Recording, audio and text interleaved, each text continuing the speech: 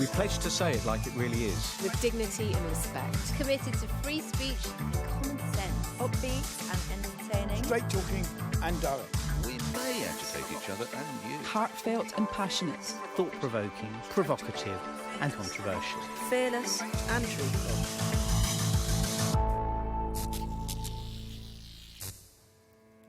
Hello and welcome to The Pledge. So Donald Trump says he's going to pull off an upset that's going to be Brexit times 10. The Farage effect goes global, just imagine. On the show today, Nick will be taking aim at Hillary. Doc, everyone. Rachel wants us to leave Mummy and Daddy Gove alone. June is furious about equal pay. And Graham wants politicians to have a bit more dignity. But first, me. A Sky News investigation this week revealed that the vast majority of convicted terrorists imprisoned since the 9/11 attacks have now served their sentences and are back on the streets of Britain. Among those released, 3 men who helped the 4 suicide bombers bring carnage to the London transport system in 2005. 7 men convicted for their part in the failed attack 2 weeks after the London bombings are also free. As are 5 people who plotted a dirty bomb attack in the capital in 2004. 2/3 of those released have refused to engage with prison de-radicalisation programmes, meaning they are likely to still hold the extreme, dangerous views which saw them arrested in the first place. I regard prison to be largely about punishment, but especially in these instances, it needs to also be about reform. The fact current de-radicalisation efforts are subject to voluntary attendance shocks me to my core. If someone is convicted of terrorism, I want their sentence to be subject to mandatory de-radicalisation efforts. And on release, if someone is expressing the same extreme belief set that they held at the start, it may be time for us to follow the Australians and start to consider extended detentions.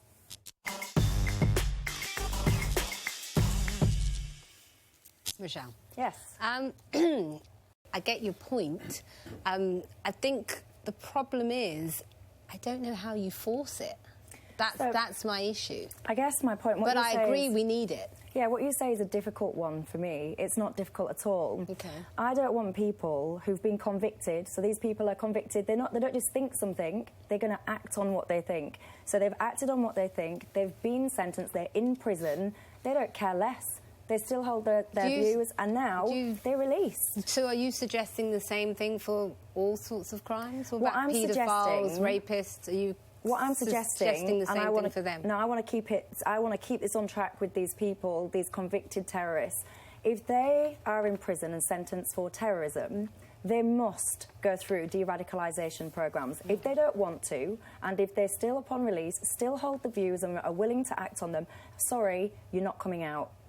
To me, it's quite simple. I'd be concerned that de-radicalisation doesn't actually work. And I think if you look through history and if you look through any crime where people go into prison, the amount of reoffending that occurs is massive because you're going into a culture that perpetuates bad behaviour. And particularly with radicalisation, because you have a disproportionate amount of Muslim men in prison now. But you're dealing with an ideology, so I don't know how... If somebody's prepared to go to prison on or to commit a crime based on an ideology, I don't think you can deprogram that way of thinking. And people could go through the process. You could force everyone to go through the process of a programme. But, you know, it's very easy to say all the answers that you need to say in order to get signed off from that programme and still behave or still be a threat to society. I think you're absolutely right in the sense that we should look at how we monitor people once they've been released. Whether sentences are long enough already is a question. I think, you know, if you're looking at... If somebody is being put in prison because they pose a threat to society, and that's based on their views that aren't going to change, then we have to look at how long we punish them for. And that's the end of the equation we need to look at, Michelle, because, of course, you're right. Can anybody... Great work by Sky News, actually, overturning all of this. So if you engage or encourage a terror plot, you get between 12 months and 4 years. That should be trebled, right? Should be trebled overnight. If you move a little bit further, you may go up to, say, 4 to 6 years, right? Well, this is ridiculous. As long as you don't burn the jail down, you're out in 3. And as Sky News found out, 3 were released after serving life sentences for... Hello. No, they clearly won't, in that they've come out. That is what's wrong here. My only problem... So the sentences, as Graham said, double them, treble them. These are people who would knowingly plot to blow up you, your mum, your family. They would slit your family's throat as soon as look at them. June, you say there's a huge problem. There's no problem. Keep them behind bars. As for de-radicalisation programmes, they're going to lie. If they're so evil, they're so twisted that they'll blow up a shopping centre, or whatever it might be, or a nightclub. They are happy to lie. Oh, no, I've turned my back on all of that. It's tougher sentences, and I wouldn't even worry about the damn programmes. But I would say, and I'm not a psychotherapist, so you could probably lie to me and I might believe you, but I would assume... Well, I have in the past. That's a whole separate conversation. You liked me, I could tell. I was working late. I'm really sorry. But surely, very, very skilled psychiatrists, psychotherapists, whatever the correct term is, they must be able to understand someone that's lying or not lying. So I don't think it must be as simple as going, oh, yes, I don't want to blow anyone up anymore. OK, then, out you go. What do you think? Well, I mean, today's news is that our prisons are in terrible shape. I mean, part of me wants to play devil's advocate and say, actually, are they safer outside than in the sense that we know who they are. We have very good secret services that can surveil them as much as they want to and as much as they consider necessary. And it strikes me that I don't like the idea of mandatory, compulsory anything. I think it's just going to entrench radicalisation. And the evidence, especially for ISIS, and I hope we don't have too many of those in our jails or on our streets, but I know that we do because... It only takes one. But from what I gather, the ISIS set of belief systems, once in the system, is impossible to eradicate. I think for me the subject boils down to what's worse, having these guys in prison radicalising everyone else, or outside prison, hopefully being tracked by our secret services. And I sort of think if they've served their sentences, and those were the key words in the queue for me, we can't do anything about it. Let them out and make sure they don't do anything else. Just want to read in here, it's worth saying here, the former head of Scotland Yard's counter-terrorism command, Richard Walton, in that report says, it's almost as if this particular version of Islam is so potent, once someone is brainwashed with this ideology, it almost feels it is irreversible. So that's what we're dealing with. Let me pick up on what you just said then. If they've served their sentences, there's nothing we can do. So what they are actually looking at in Australia is where they do extended detention. So in Australia, for example, a sex offender, if they're deemed to still be at risk at the end of their sentence, they can have a review and have their sentence extended rather than be released. And in Australia, they're considering this now for terrorism. And that's what I want to see here. So I want to see you have your sentence, you serve your sentence, you're then assessed, and if you're still a danger at the point of about to being released, your sentence can be extended. That's what I want to happen. I just think this issue is so complex that there can't only be just one solution. I think we have to try a number of things. So in Denmark, there's a brilliant project that was started by a Danish policeman, a guy called Stefan Nielsen. And what he did was he started working with radicalised young men who were returning from Syria. And he doesn't just work with the men themselves, he also works with their families and works with the local Muslim community. And it's a very new programme. It's a very new programme. I think it's only been going for a couple of years, but they're getting good results in terms of getting these young men back into work, contributing back into society. They're tracking them. And I think we have to look at multiple solutions. That's not the only way. We have to do that with the whole of the prison sort of release system. It fails in the sense that there's a massive void between when somebody comes out of prison and is reintroduced in society. When you then couple that with the ideology as we're talking about, I just think it becomes impossible to de-radicalise somebody because Does that mean we shouldn't try? Because the point of my intro... So the point of my what intro you're is suggesting isn't going to de-radicalise. But actually what we've got already... Sorry to interrupt, but what we've got already is we've got... Not only are we not de-radicalising people, but people that are going into prison are radicalising other people. More, so that's how bad the situation is and how out of control... 3/4 of people, those convicted terrorists, 3/4 of them have chosen... No, thank you. I don't want to come onto your de-radicalisation programme. It infuriates me. I'm sorry, it should not be a choice.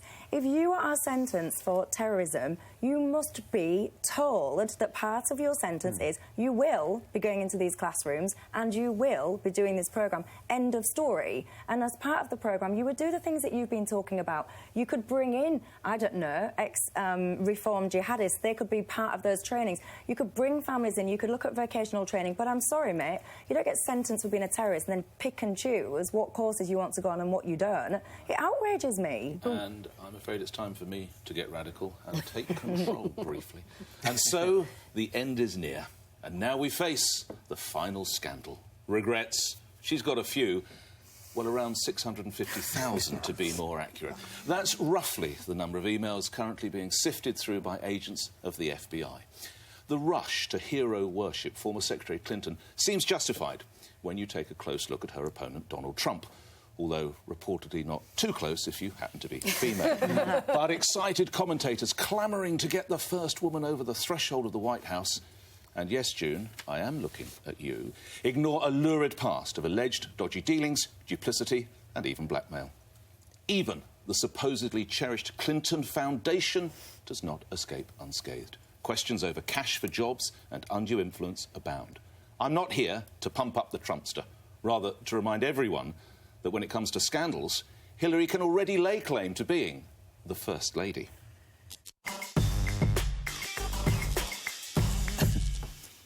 Well, I'll start with the emails. We'll talk about the foundation, I'm sure, later on in the discussion. But in terms of the emails, I don't necessarily see evidence to say that she's done anything wrong. There is none. You're right. You know, and she's been sort of fair in terms of transparent, in terms of giving over more than half of those emails that relate to official business. And there've been obviously there's been a second round of that. She admits she was careless. Absolutely, and I wanton with nation security over that. Yeah, you don't have a problem with that. Well, I'd be far more concerned if she'd put up a wall and said, "I'm not going to give you any of that information." Excuse the pun. I'm not going to give you any of that information. Well, she could. They'd have just subpoenaed her. That would have been even more ugly. There comes a point where you just got to think, well, do I really want to be dragged in front? Now, let me say here and now, because I know what you're going to come in. This is not like a pledge for everyone to try and vote for Donald Trump. I am not saying that. I am just saying, be aware of the person who seems to be on the threshold. And most of you Liberal commentators, yes, most of you Liberal commentators cheering, you seem to totally ignore the fact that this campaign will end as it began, with this woman facing an FBI inquiry into her dealings, and she could be the first woman to go into the White House with an FBI inquiry hanging over. And that's first president, I should say. That was not happening. Yeah, Nick. Oh, you know, You can't wait for Donald Trump to be president. No, I know it's going to be great for your show. It'll be great for us on this show. But it's a joke. I mean, the idea... I'm going to shock you now, because somebody called Salman Rushdie summed this up, I think, very well. And I'm going to take the liberty of reading it out on air. Go ahead. He wrote, so to recap, Trump will go on trial in November accused of racketeering and again in December accused of child rape. Yeah. He is a sexual predator, hasn't released his tax returns, has used his foundation's money to pay his legal fees. He has abused the family of a war hero.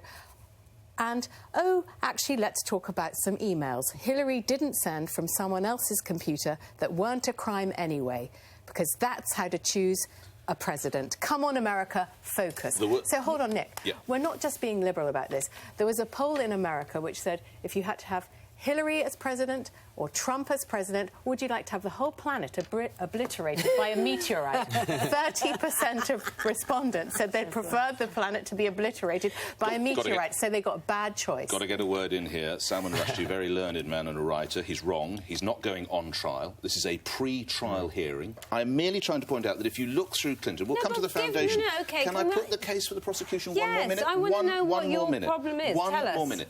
This woman, if you allow for Emailgate, Filegate... It's not a gate. Filegate. Filegate is where the files of women who accused Bill Clinton of various sexual practices were then looked at by the tax revenue, by the IRS, so their files were invaded. I don't know about that. Chinagate. What's Chinagate? Chinagate, there was money from China that helped fund the 1996 re-election campaign. Travelgate, where seven people... Nonsense. These are what are called facts. More gates than the Archers. 7 people were fired from the travel office so they could be placed with cronies from the Arkansas. I've not even mentioned why Whitewater, absolute the Little nonsense. Rock Bank, and the last one, 1996. She told everybody when she arrived in Bosnia they had to run. Nick. They had to run from fire, from enemy fire. She has had a long career in She was, in fact, was given children by flowers by an 8-year-old child. Case rests convicted. Nick, if we're doing Gates and List, there's a fantastic... let me finish. There is a fantastic article in this week's Slate magazine. Defend Hillary.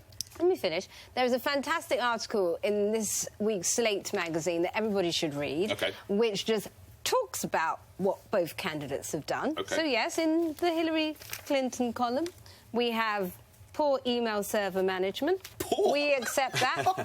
With the Trump column, where do I start? There are 200... No, but what I will say is the level of misogyny going on in this election is absolutely disgraceful. Hillary Clinton, without a doubt, is the most qualified person ever to run for president. I don't know what else you want. A woman who has given 30 years Why is to the country serve... in such a state, then? The country's not in such a state. No, it is not. The country's going gangbusters. The country is not in a state. The country is in the best, in one of the best places it's been in a long time. Why do you keep talking about a new day and a new dawn, then? Please, Michelle. See, for me, Who else is as qualified as her? I just think if I was an American, I would be absolutely gutted that actually, out of all of these millions and millions of people... 300 million, they come up with these two. The best we've got is She's not a bad candidate. This is absolute misogyny. She is not a bad candidate. If Hillary Clinton was a man with her background and all of the experience she's got, we would not even be having this conversation. Not Bill, nobody has ever been more qualified than her to run for president. See, what I would say is, for me, and I do think when we talk about email-gate, I do feel a bit sorry for Hillary. I called her Hill then, as if she's my mate. I do feel quite sorry for her because there's so many different components of this email thing that's all been... And if you looked at them individually, you might be able to kind of argue that that one's not so bad. But they're bundled in and it's making it sound quite bad. But for me, it's broader than all of this. It's more of like a transparency and an honesty thing. I think that the whole campaign has just descended into ridiculousness. Has not released his taxes. Stop it now. We are talking about Clinton. Absolutely. And it's interesting you bring misogyny into this, June, because let's actually hear what women, the other side of that, what American women are saying about this. They quite like her. Her being a woman doesn't mean that she's qualified for the White House. It just doesn't. Hillary is not the woman that we want. We want a woman president someday, but not this woman. This one just does not cut the cake in my book. She's a joke. I don't like her. I like Donald Trump. There we are. She's a joke, and that woman's going for Trump. Well, number one, where did you find these women? Because took me a long if you time. look, you worked hard. I'm going this week. I know you are. You worked really hard to find these women because she is totally annihilating him with women in terms of polling, like more than double. So I'm sorry, women do like Hillary Clinton. So I don't know where you got this from. Are you telling me that you have no concerns over her past behaviour? Over the fact that she did lie about being hit with enemy fire in Bosnia in 1996 when she was actually given flowers by an 8-year-old child. She said, I misspoke. This is someone who is... No, stop, stop. OK, let me finish. Nobody is perfect. She is not a perfect candidate. But in terms of who do I feel safe having in the White House as somebody that I think will actually do a good job and help steer the charity. I've worked with the Clinton Foundation. That is a fantastic charity, and no, they are not. Why does Charity Navigation not give it a rating? It does. No, it doesn't, because of its atypical business model. Fact. The point is, I think, is that there's 11 million people that charity has helped. There's far more transparency, far more checks and balances than ever there were, and I think it's important that actually these situations do get properly sort of explained and challenged to prove that there wasn't anything illegal going on. I think that's absolutely vital. But at the same time, we live in a world where people are under so much scrutiny that if you run a dirty tricks campaign, as both of these candidates have against the opposition, you're going to expose things, and the perception of that is going to be that everybody's up to something dodgy and for personal interests. And that, I think, is a challenge for us, because then who do you trust? OK, anyway, I just hope that November 8th, we put this Trump nightmare to bed once and for all. OK, it is my time. It's my time now.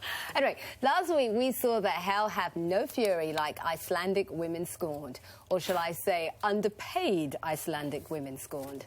They walked out at precisely 2:38 p.m, the time they effectively began working for nothing because of the gender pay gap. Here in the UK, women, we could leave around 3:54.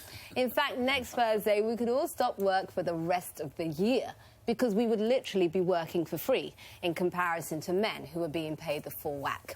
We have a woman at number 10, the possibility, fingers crossed, of a woman at the White House, and of course we have a female German Chancellor. It's no longer about proving women should be paid the same as their male counterparts. It's about taking direct action to close the gender pay gap once and for all. Politicians have got too comfortable over pay. I urge Theresa May and Justine Greening to lead the way on this issue and force the hands of employers. Because like the rest of the nation's women, I sure do mind the gap.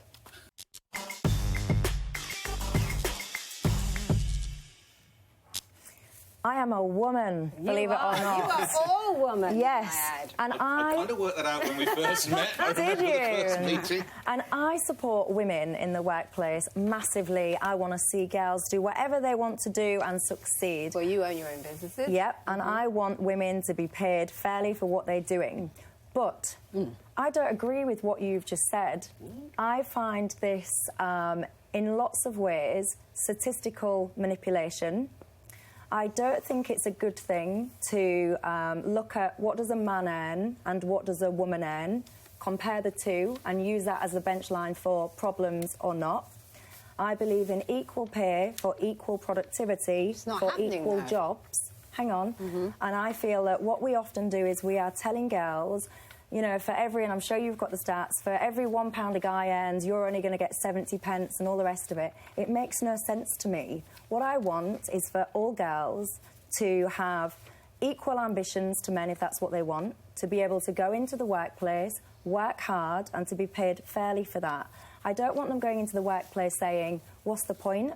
Because if I go in, he's going to get paid more than me and be deflated. I don't believe this thing exists to the extent of which you're portraying it. But it does. These are they're not my statistics. So tell me how it's please help me understand. Okay, because maybe I've got it wrong, and I'll hold my hands up if I have. How is it calculated? Let's get the stats up first, and then we can. Because maybe I got it wrong. I'll hold my hands up. Okay, so the pay gap between men and women working full-time is about 9.4%. So 1 in 10, to be honest about it. Yeah. It's outrageous. Yeah.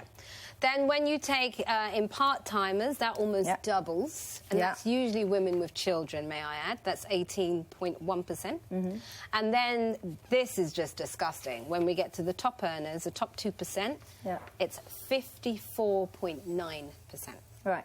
And so the thing is, what we've got here, the problem is the Equal Pay Act happened 45 years ago. So legally, this is illegal. That's what I don't get. How can they get away with it? Because we still have a sexist society and we still have discrimination. There's no transparency. There's no what everyone else earns. So how do you know? Can I respond to that point? When you show me a statistic that says full-time men earn £1 and full-time women earn 90 pence. What's that telling me? What jobs are they doing? Because I don't want... No, because it's like for like. We're not saying... This, and it's also equal value, too. So we're not saying... If you've got two people driving a bus... There you go. You'd surely agree the woman should get as much for driving a bus. Absolutely. And that's my point. I think Michelle...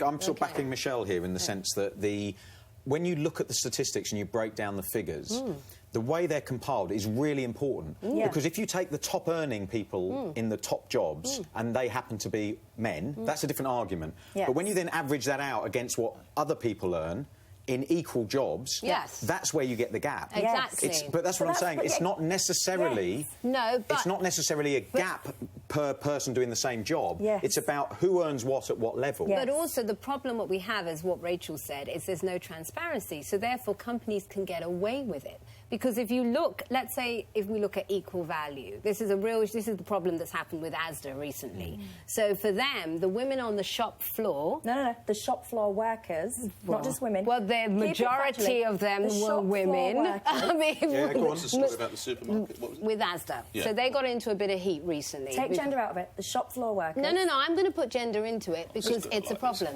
I will. That's the whole point of this discussion. Carry on. So the people on the shop floor, the majority of whom happen to be women, were paid less than the people in the actual fulfilment centres, and the majority of whom happen to be men.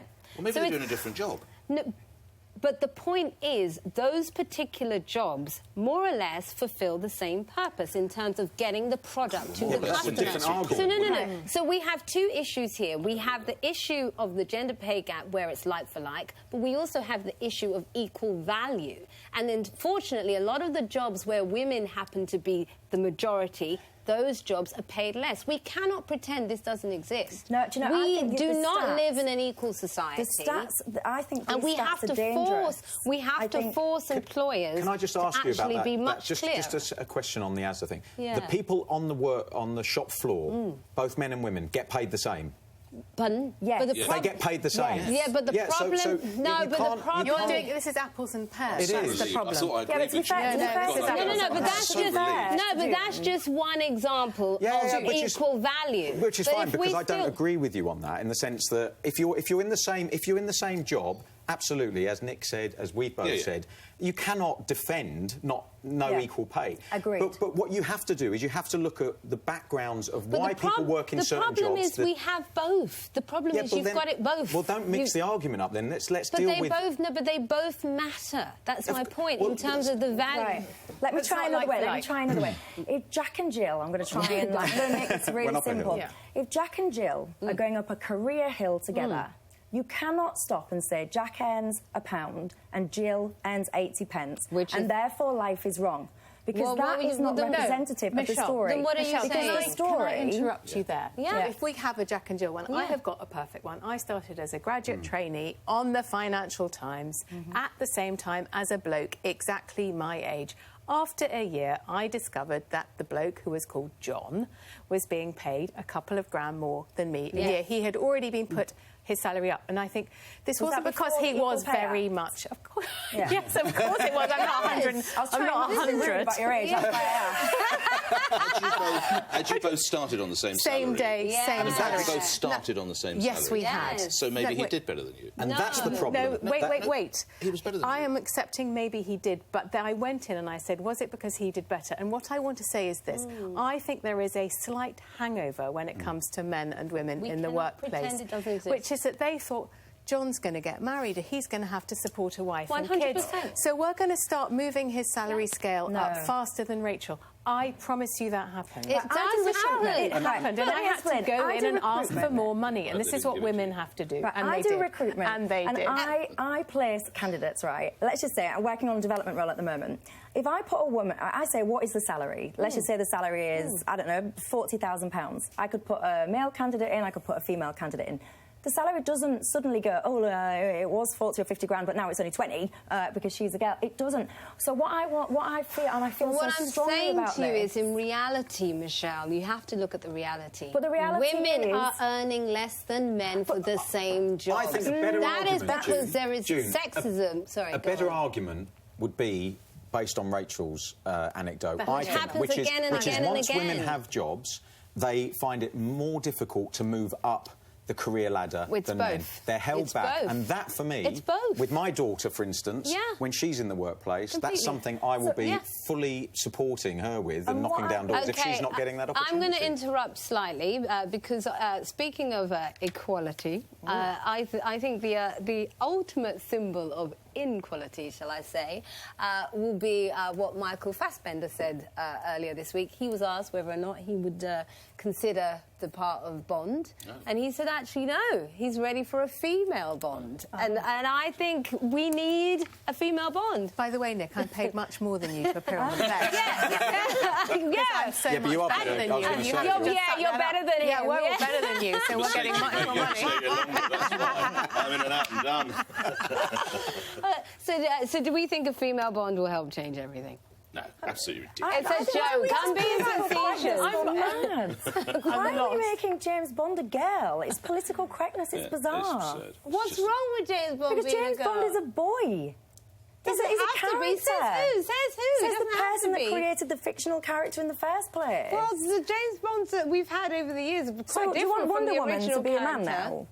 I think he should be trans, obviously, for this era. It's political correctness. Look, women, get into the workplace, work hard, and at the end of the day... Michelle, what planet are you on? I'm That's in the not the real world. I'm in the planet of business. That does not happen in reality. 2 people get paid, should be paid, and it's illegal to do otherwise, by the way. 2 people at equal level with equal experience. And this is what I'm saying about Jack and Jill going up this hill. No, Don't measure what they're paid. No, because there isn't the transparency. Because employers don't actually have to reveal, it means they can break the law all the time and nobody knows, and that's the problem we have. Well, you will only get equal for whatever equal means. I'm not going to talk about gender. When there is transparency, I will agree with that. But what I am saying is peddling the statistic of this equal pay day, everyone down tools because you get paid less just because you're girl. It's a false economy because it is comparing this and that is not reflective. Next Thursday is National Equal Pay Day here in the UK, so women all over the country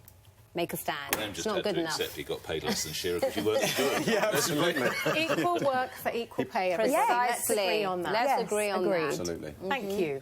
I'm up next, and I've got a mini pledge quiz.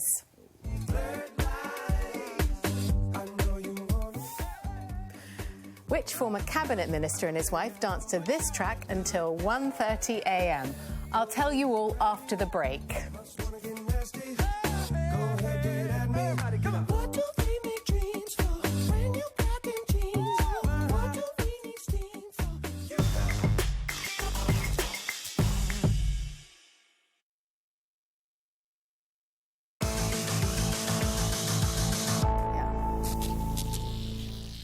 David Cameron left his daughter in a pub.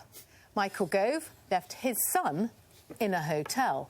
Both left the country in the lurch. Oh, sorry, I promised the producers this topic would be a referendum-free zone. And it is, because this is about parenting. It's emerged that young William Gove, aged almost 12, was left to watch telly in a luxury B&B while his parents went to a party, at which there was dancing and drinking. I can confirm all this as I was there with them in the Cotswolds at the generally sedate Sunday Times Cheltenham Literary Festival. I don't think this makes the Goves bad parents. What they did was hardly a crime, and the world has gone insane about overprotecting the very children who least need it while ignoring the real neglect under our noses. Mummy and Daddy Gove did nothing wrong. Oh, OK, then. Apart from perhaps dancing to my request of Tune, which was Robin Thicke's Blurred Lines, for which we should all go straight to jail immediately.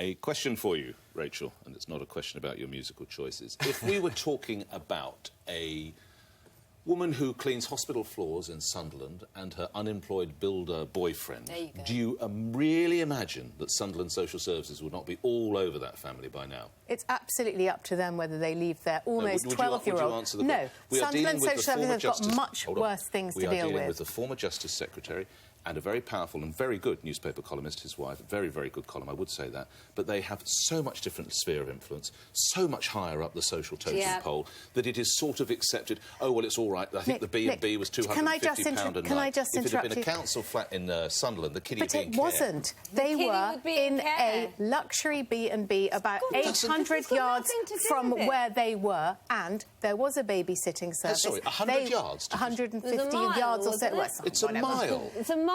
The son can I just clue you in on actually, the son didn't want to go with them. He was quite happy reading his copy of the Iliad or whatever the Michael Gove's son would read. Some children want to go out at night cycling without lights on their bicycles. It doesn't mean they're right. Nick, that's the role of being a parent. I'm telling you fact. This was no crime. He was being supervised all over in the place, a hotel. Who was supervising him? Who?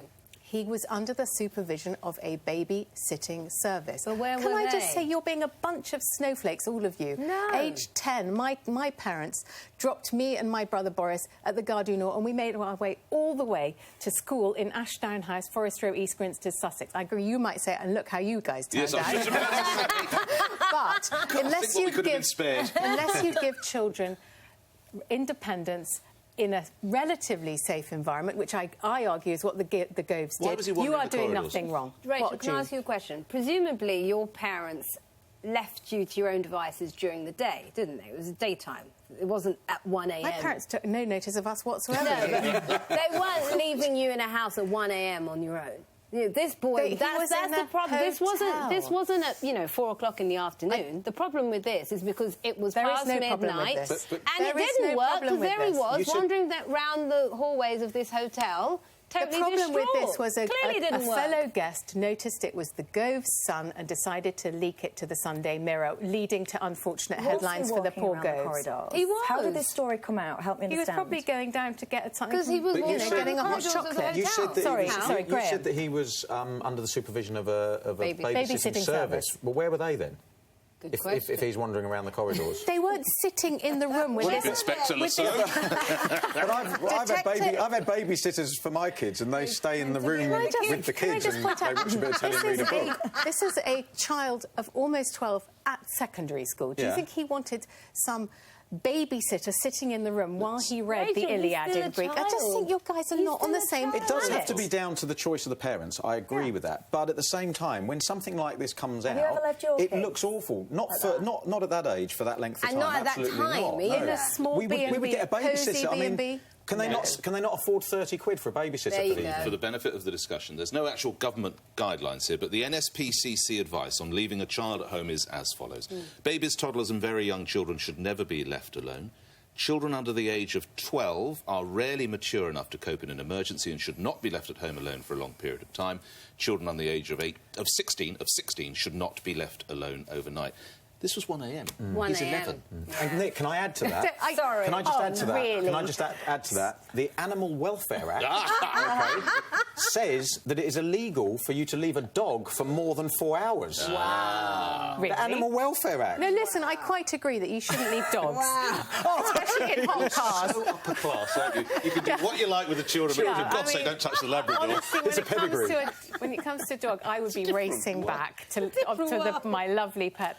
But William is not a dog. He has autonomy. He was fine. He's about to be 12. 1 a.m. in the morning, He didn't want to go Rachel. to the party. You are all being so silly. Have you ever had children? Yeah, of course Have you ever not nieces left and them? nephews? No, I haven't. No, not at 1 a.m. I've always got a babysitter. The most I would have done is run down the road to post a letter, and I can see the house through my post box. And even then, I'm When worried. you had an 11-year-old? Yeah, sure, yes, Oh, come on, Nick, you're just... I guess the not. question Risk is, isn't what if real. because I don't have children, and I'm trying to think of what Well, kind you of have 11. nieces and nephews. Yeah, and that's what I mean. I'm trying to think of the children that I do know, like my godson, for example. I had a birthday party the other day, and my godson's just turned 13, so he's slightly older. He had to come to my birthday party. He was bored, senseless, and I said to him, if you're so bored, do you want to go sit back in my house? Because he wasn't having fun. He was, disturbing for everyone else. And then I thought, is that a bad thing that I've suggested that he goes and sits in the house rather than sitting bored at a party? And I guess for me, it's quite a tricky one not having children. But I guess I'd be thinking, I'd be doing a risk assessment, if you would, and imagining what is the potential that these kids are going to come to harm. So would I leave them? He was in a luxury bedroom with a TV, But he was drinks wandering on tap, around rather than dancing with me to Blurred Lines, No, which that is is obviously horrific. a criminal offence. I know, he'd have had No much chance to be exposed to People dancing can with never Rachel Johnson. unsee the sight of Michael Gove. Can you imagine having to watch your own dad dancing to Blurred Lines? But terrible things can happen in hotels, whether they cost £250 a night And or 20 also, quid a he night. was wandering around the hallways, so clearly it didn't work. I was once in a hotel in Hull with my mum, and we'd been to an event and we came back, and the fire alarm went off in the middle of the night, and I can tell you, it was one of the most disorientating things I've ever experienced, because we're in this Going to Hull, room... you mean? Yeah, but we're in this room with these alarms going off. We didn't know where really we were. We didn't know, do you get dressed or don't you get dressed, or what do you do? It was really disorientating, and I was an adult. So if something had gone wrong, guys need a bit of toughening up. No, but I really think any good parent manages risk, don't they? Manages the risk. And they if you're manage in a risks. place, no, but if you're in a place that's unfamiliar, as Michelle's saying, if you're in a situation where if something happened, you as a parent have to work out that risk. And like I say, I cannot for the moment work out why they didn't just pay for a local babysitter to come in, pay them £7, £8 an hour. Your son, aged 12, wouldn't want to sit in the same room as somebody else, have to chat for 6 It's about what's right for the kid. He's a kid. Why don't they just stay with one of his mates instead of going to the B&B in the first place? Rachel, what I want to know, what's been more embarrassing this week? The fact that you danced with Michael Gove, until 1:30 in the morning, or the Twitter reaction to this? I thought you looked cute. That was on the Andrew Marsh on BBC. Was it a boiler suit you were wearing or what? I'm impressed by your fashion now, because somebody on Twitter said, oh, Rachel Johnson in double denim at 10 in the morning. Not a good look. It was a denim boiler suit, as you say. Were you channeling North Korea or something, were you, when you were wearing that, or something like that? You don't understand. A bit of Charlie's Angels going on. I think so too. Well, yes, there have been, as I mentioned, all sorts of comparisons and suggestions of what you might be trying to do, or indeed who you look like. So we've had our own go. Take a look at this.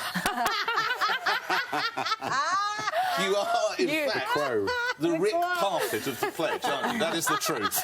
You know how to treat a lady. The hair as well, very impressive. I think next week, I'm going to... bangle, too. OK, I hereby pledge, next week I'm going to wear the double denim boiler suit. Oh, we're looking forward to it. Fantastic. Well, we can't wait to see you in your double denim or your boiler suit. I am an old boiler. I'm looking forward to that. Anyway, it's my debate next, and I'll be telling you an anecdote from the England dressing room.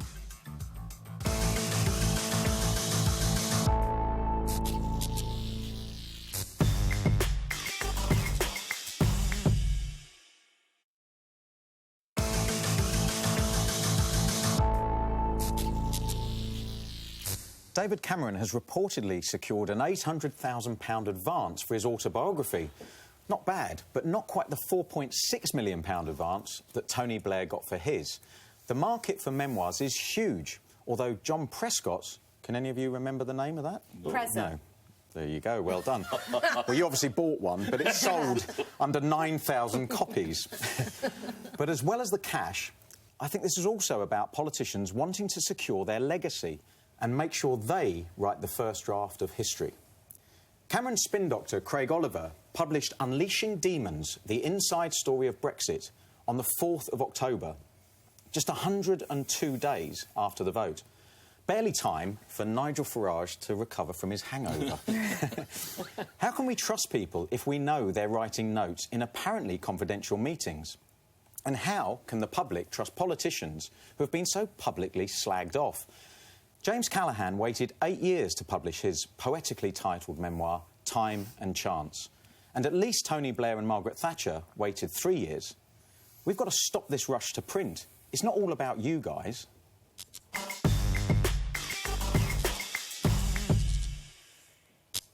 I've got a confession to make. You've got a memoir coming out. No, but I did write a book about the time I edited The Lady and published it while I was still editing The Lady magazine. And actually, it is available still in all good bookshops now, called A Diary of the Lady.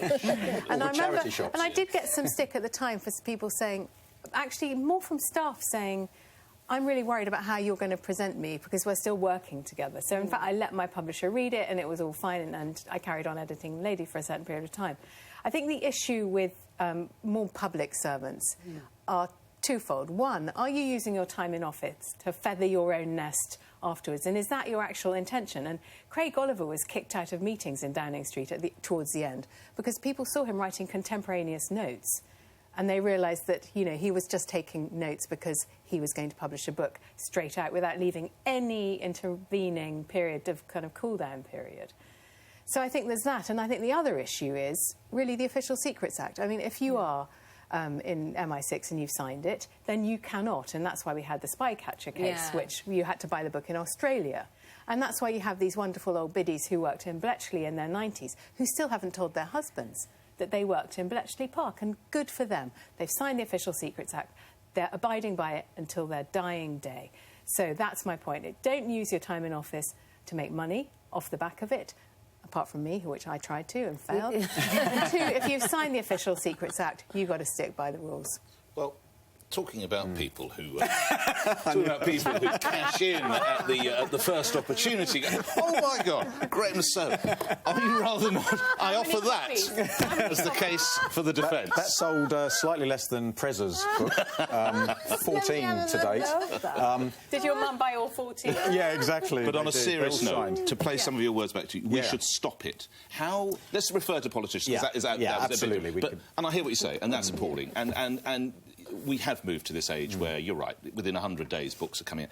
But how would you actually... You would mandate politicians? What would be the time when they could write their books? But I think there has to be a test, in the sense that there has to be a time frame, something that is discussed and agreed, and when somebody has left office, and when that information becomes less sensitive as well. And so it can't be just a set of rules that everyone applies to, because different people will have different issues around the sensitivity of information that they know. Because when you're talking... I mean, we can all laugh about my book. I mean, you know, it was a... Most people did.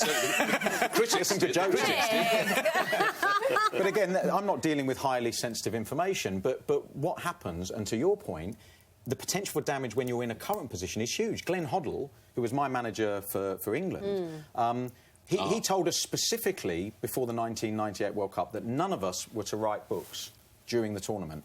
And 3 months after the tournament, he had a book that came out. And that anecdote you were going to tell us. That caused a huge rift within the dressing room, because people said, he's cashing in on our story. And not only that, but he's denied other people, the players, cashing in as well. Yeah. And that had created a massive conflict within the dressing room. Your sense is, if let's say I'm the Foreign Secretary, I might not be wanting to say anything in front of the Prime Minister or the Press Secretary, because I'm thinking I actually don't want to tell her what I think of her, because if somebody's going to write it down, I'm going to look like an idiot. When is that? It's twofold. You think that's happening?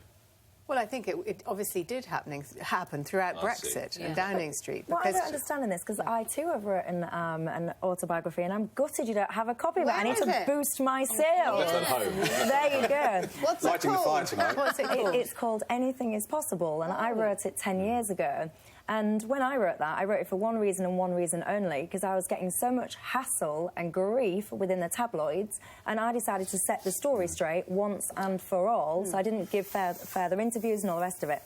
So that was my reasons for writing it. But I know that when I wrote mine, the lawyers, you know, and I was like, I wasn't a politician or anything like that, but even on mine, the lawyers was all over me like a skin rash, making sure that I didn't do anything bad or say anything bad. So I would be quite surprised just how damaging, you know, or how some of these damaging things get through into a book, because that's, to me, the role of the lawyer to make sure it doesn't happen. Yeah. And also, I mean, go on, you carry on. Well, the only thing I'd say is, I totally get your point. I think, but the problem we have is people have such short attention spans now because of the sort of social media and age of reality TV, that for a lot of these people, if they don't come out with books straight away, the public will have lost interest. Yeah, but that's... You know, I mean, David Cameron might be different, but for a Craig Oliver, it had to be now or never, really. David Cameron.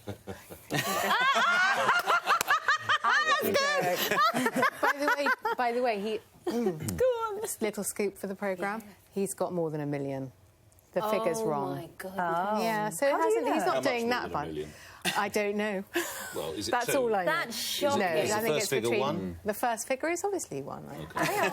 Why is that shocking? I'm sorry. You know, well, we won't get into Brexit now. Would you prefer that he went and worked for Goldman Sachs, June, rather than spend, you know, a couple of years writing a book in which he might set the record straight? Well, I would have preferred that he didn't call a referendum. Getting back on track. Sorry. What about the issue of legacy, though? What about people wanting to rewrite or write their own sort of history? Everyone can have their own version. I think everyone should be free to write if they are not in some way prevented by official, you know, dynamics. Do you think there's a potential, though, that it does damage the integrity of a meeting and the fact that people can be honest, because they worry that others around the table are using what they're saying potentially for benefit in the future? What did you say? The benefit of what? Not that you've anything to worry about. What time was that? Right. Are you keeping a diary, Nick? I am not. No, Are you going to write should a be. memoir? You should. I'm not going to name them. I've written a couple of books. Yeah, I suppose when I get But not get about fired yourself, and though. find my fat ass sitting on the pavement with nothing to do. Yeah, I'll start telling stories about June Sarpong and Rachel Johnson and Michelle Dewberry. I mean, what Winston Churchill could have said is keep a diary and the diary will keep you. But those were the days when books sold. When I did The Apprentice, a former contestant that I was working alongside wrote a book. It was an expose of what goes on behind the scenes of The Apprentice. So they wrote this book, and it blocked from being published because it contradicted the contract that we had signed at the point of going into that show. The lawyers, the lawyers for the BBC. So surely, if you don't want these people, when getting these public appointments to be able to do this, then factor something into their contract that was restricted. How do you do that with the Prime Minister, then? Well, it's very difficult, but I know there's a book here. Could you pass it to me? Thank you. Is it Nick with a... Yeah, 2K. 2K, is it? OK, fine. Hey, it's going to be worth a lot of money now. Exactly. 2 Nick. I can't swear on air. Exactly. 2 Nick. I'll finish that later for you. You want me to do what? What with the book? So, in a few days, we will know the answer to one of the biggest questions of our time. Is America going to have a president with a permanent frog in her throat?